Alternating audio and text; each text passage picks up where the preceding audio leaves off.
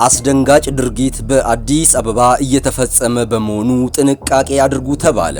በዚህ ጉዳይም ብዙዎች ተጨንቀዋል። ይህን ድርጊት የሚፈጽሙ ግለሰቦችም ሲበዛ ደፋር እንደሆኑም ይነገርላቸዋል። አንዳንዶች ለዘመናት ደክሞ ያገኙትን ሁሉ በደቂቃዎች እየተነጠቁ እንደሆነም ተገልጿል። በጉዳዩ ላይ ፖሊስ ጥብቅ ማሳሰቢያ ሰጥቷል።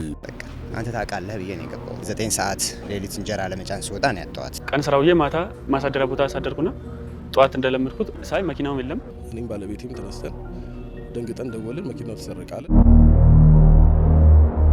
መኪናዎቻቸውን ድንገት ካቆሙበት ቦታ ያጡ ግለሰቦች ቁጥራቸው ብዙ ነው። እየሆነ ባለው ነገር የሚይዙት የሚጨብጡት ጠፍቷቸዋል። ለመሆኑ እነዚህ ተሽከርካሪዎች እንዴትና ወዴት ሊሰወሩ ቻሉ?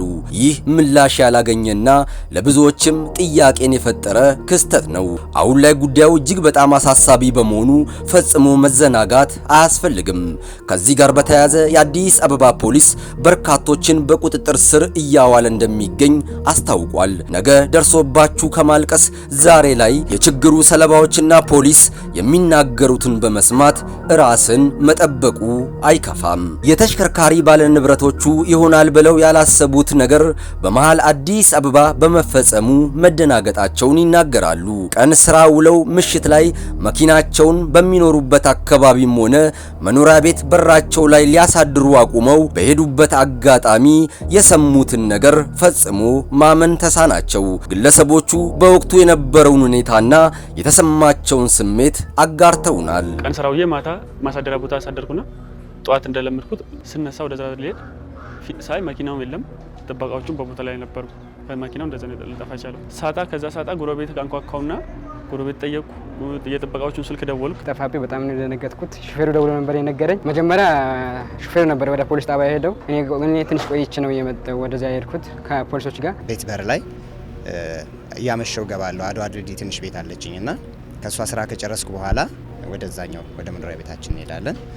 7 ሰዓት አካባቢ ገብቼ 9 ሰዓት ሌሊት እንጀራ ለመጫን ሲወጣ ነው ያጣዋት። ምክንያቱም መኪናዋን ሳጣት የሆነ ስሜት አለው። ሌሊት 9 ሰዓት ስለነበረ ባገኛቸው የሆነ ነገር ቢያደርጉኝ ብዬ ራሴን ስላስቀደም በቃ አንተ ታውቃለህ ብዬ ነው የገባሁት። መኪናውን ለክራይ ነበር አከራይቼ ነበር የምጠቀመው ማለት ነው። እና በክራይ ምክንያት ቦሌ ሚካኤል አካባቢ ነው ልጆቹ ስራ የሚሰሩበት። በ30 ባላሳለፍነው ወር 30 ከሌሊቱ 10 ሰዓት ላይ ደወለልኝ እና በጊዜው የእንቅልፍ ሰዓት ስለሆነ አላነሳንም ነበር። ወደ 11 ሰዓት ላይ ብዙ ጥሪ ስናይ እኔም ባለቤቴም ተነስተን ደንግጠን ደወልን። መኪናው ተሰረቃለን። ሪፖርት በመጀመሪያ ልክ እንደደወለልን ሁሉን ነገር ጨርሰው ኦልሞስት ቦሌ ሚካኤል ፖሊስ ጣቢያ ነበሩ። ወደ አንድ ኤርቱ የሚባል ፖሊስ ጣቢያ ነው። እዛ ሄደን ግለሰቦቹ መኪናዎቻቸውን ተሯሩጠው ቢፈልጉም ማግኘት ግን አልተቻላቸውም። ወዲያው ጉዳዩን በፍጥነት ለፖሊስ ያሳውቃሉ። መረጃው የደረሰው የአዲስ አበባ ፖሊስም በተለይ ቦሌ ሚካኤል አካባቢ የጠፋውን መኪና መነሻ በማድረግ የምርመራ ቡድን አዋቅሮ ጥብቅ ክትትል ማድረግ ጀመረ። ግል ተበዳይ አቶ ነብዩ ነሲቡ የሚባሉ ከቦሌ ክፍለ ከተማ ተሽከርካሪ ይሰረቃሉ። ለፖሊስ አቤቱታ ያቀርባሉ። ማንሰረቅ የሚለው ነገር ክትትልና ምርመራ በማድረግ ከአዲስ አበባ ተሰርቆ ረጅም ርቀት የሄደም ተሽከርካሪ ቡታጅራ ላይ ፖሊስ ሊይዘው ችሏል።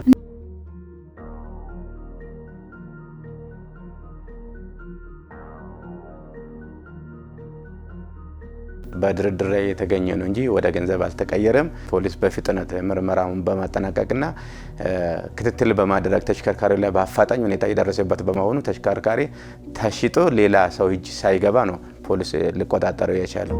በጣም የሚያሳዝነው ነገር ደግሞ ይህን አሳፋሪ ድርጊት የፈጸመው ግለሰብ መኪናውን እንዲጠብቅ በአደራ የተሰጠው ሰው መሆኑ ነበር። ተሽከርካሪያቸውን ካቆሙበት ቦታ ካጡት ግለሰቦች መካከል አቶ ነብዩ ነሲቡ አንዱ ሲሆኑ ከዚህ ቀደም አካባቢው ላይ እንዲህ አይነት ነገር ተሰምቶ የማይታወቅ መሆኑን ተናግረው ሌሊቱን በሙሉ ሲጨነቁ እንዳደሩም ገልጸዋል። ያከራየሁት ልጅ በጣም ጥሩ ልጅ ነው። በጣም በባህሪውም በምኑ ሁሉ ነገሩ ጥሩ ነው። እኔና እሱ ግንኙነት ጥሩ ነው። የሚያሳድርበት ቦታ ኦልሞስት ያን ሁሉ አመት ሲያሳድር መኪናም ጠፍቶ አቅም ከ50 ከ60 መኪና በላዮች እንትን ይላሉ። የዛን ቀን ግን ሰውየው ኦልሞስት እንቅልፍ እንተኛው ነው የሚለው፣ እንቅልፍ ወሰደኝ ነው የሚለው። ያለው ሞመንት ሌሊቱን ሙሉ አዳር በቃ አዳር አይደለም። እኔም ሰማልተኛንም ቁጭ ብለን ነው ያልነው። ምንድነው የሚደረገው ከዚህ በኋላ? ይሄ ነገር ቢቆይ የሚቀጥለውን የቤት ኪራይ መክፈል የለም። ስለዚህ ምንድነው የምናደርገው የሚለውን ተወያየን። ኦልሞስት ነጋ በይው ቁጭ ብለን የተያዙት ግለሰቦች በፈጸሙት ከባድ ወንጀል በሕግ እንዲጠየቁ ለማድረግ ፖሊስ የምርመራ መዝገብ አደራጅቶ በማጠናቀቅ ለሚመለከተው የፍትህ አካል እንደላከ ገልጸዋል። ምርመራን ከመጀመሪያው ጀምሮ ክፍሉ አቃቤ ሕግ ከፖሊስ ጋር በጋራ በማሳተፍና በመስራት ምርመራ መዝገቦችን ከስር በማጥና አቅጣጫዎችን ጭምር ከፖሊስ ጋር እየተወያየበት ዲስከስ እያደረገ ምርመራ መዝገቡን በማጣራት ለክፍሉ አቃቤ ሕግ በመላክ ተጠርጣሪዎች ላይ የተጀመረው ምርመራ ውሳኔ የማሰጠት ስራ በሂደት ላይ ይገኛል። በተመሳሳይ በየካ ክፍለ ከተማ አቤም ሆቴል አካባቢ ነዋሪ የሆኑት አቶ ግርማ ከበደ እንደ ወትሮ ሁሉ ተሽከርካሪያቸውን መኖሪያ ቤት በራቸው ላይ አቁመው ቤት ደርሰው በሰዓታት ልዩነት ሲመለሱ ቦታው ላይ ማግኘት አለመቻላቸውን ይናገራሉ። ብዙ ጥረውና ደክሞ ያፈሩት ንብረት ድንገት ሲጠፋባቸው ተደናግጠው ጉዳዩን በፍጥነት ነበር ለፖሊስ ያሳወቁት። ይሄ ንብረት እርግጥ እኔ ከምገልጸው ምናልባት እኔን ሲያዩ የፒያሳ 4 ኪሎ ካዛንቺስ አቧሪ ህዝብ በስራ ሰዓት ያውቁታል እንዴት እንደመጣ ማለት ነው። ይሄ መኪና የመጣው በጀርባዬ ቺፕስ ሽጬ እያዞርኩ ቺፕስ ሽጬ ነው። በአዲስ አበባ ዙሪያ በጣም ብዙ ለፍቼበት ነው የመጣው። በጣም መስዋዕት ከፍለንበታል። እኔ ባለቤቴ፣ ልጆቼ።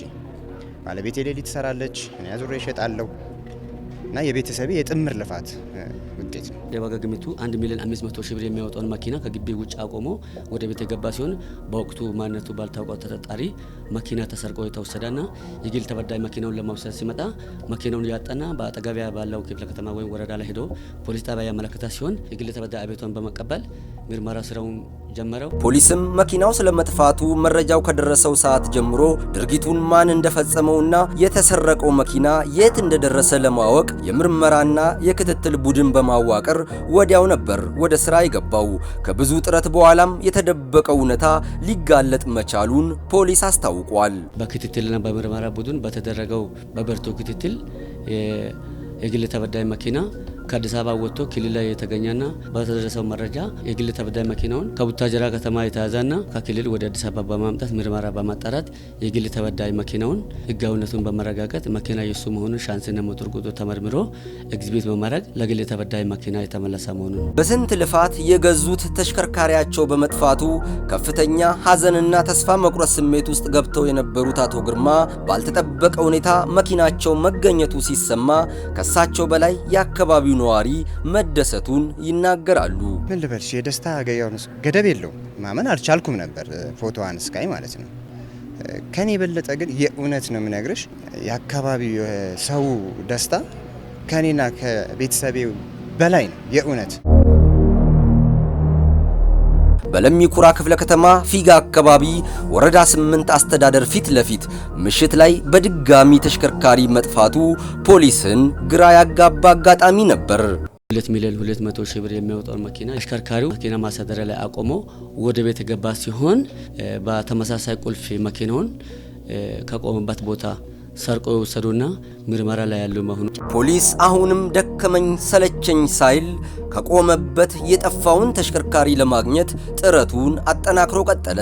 በዚህ ስራውም ስኬታማ መሆን እንደቻለም ገልጿል። ብዛታቸው 5 የሚሆኑ ተጠርጣሪዎች ሌሊት ክፍለ ጊዜ ለመኪናውን ለማውሰድ ሲመጡ ፖሊስ ወንጀል መከላከል ላይ የተሰማራው ፖሊስ አባሎች ፓትሮል እያደረጉ እያሉ ተጠርጣሪዎቹ መጡና መኪናውን ሊያነሱ ሲል የተሰማሩ ለምንድነው የማን ነው በመባል መኪናውንና ሰዎቹን ለማጣራት በያዙት በጠየቁት መሰረት ተጠርጣሪዎችና ተሽከርካሪ የተያዘና ምርመራ ላይ ያለ መሆኑ ነው። የመኪናው አሽከርካሪና ባለንብረቱ መጥፋቱን ሲሰሙ በወቅቱ ከፍተኛ ድንጋጤ ውስጥ ገብተው የነበሩ ቢሆንም ተሽከርካሪው መገኘቱን ሲሰሙ በደስታ ብዛት ስሜታቸውን መቆጣጠር ተሳናቸው። በጣም ነው የደነገጥኩት። ልክ ሳጣ በቃ ምን እንደማደርግ ግራ ገባኝ። በድንጋጤ ነው ወደ ፖሊስ ጣቢያ ሩጬ ሄድኩት። ማላም ማግኘው ከዛ ነው ብዬ በማሰብ ወደዛ ነው ሄድኩት። ልፋትሽን በአንድ ደቂቃ ባልተጠበቅሽበት ጊዜ ስታጭ ደግሞ በጣም ጥሩ ስሜት አይሰማሽም። በቃ ሀዘን በይሁን ሰው እንደሞተብሽ ቁጠሪ። በቃ ይሄን ትልቅ ነገር ነው። ሞባይል ሲጠፋ ራሱ ምን ስሜት እንደሚሰማኝ የታወቀ ነው። እንኳን መኪና አይደለም። እቺ መኪና ደግሞ የዕለት ጉርሳችን ናት። የኔ ብቻም አይደለም የቤተሰቤ ነው ስለሆነ በጣም ሀዘን ተሰምቶኛል። ሲገኝ ያው በጣም ነው ደስ ያለኝ። እኔ አልጠበቅኩም እንደዚህ ያው መኪና ተሰርቆ በዚህ ፍጥነት ይገኛል ብዬ አልጠበቅኩም።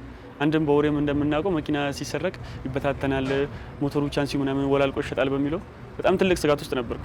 አንድም ከአዲስ አበባ ከወጣም ደግሞ ወደ ክፍለ ሀገር ወደ ክልሎች ከሄደ አይገኝም በሚል ስጋት ውስጥ ነበር። ሲገኝ ፈጣሪ የተመሰገነ በጣም ነው ደስ ያለኝ። ሲገኝ በቃ በጣም ደስ ያለኝ ተንቀጠቀጥኩ። እኔ ራሱ በጣም በደስታ ምክንያት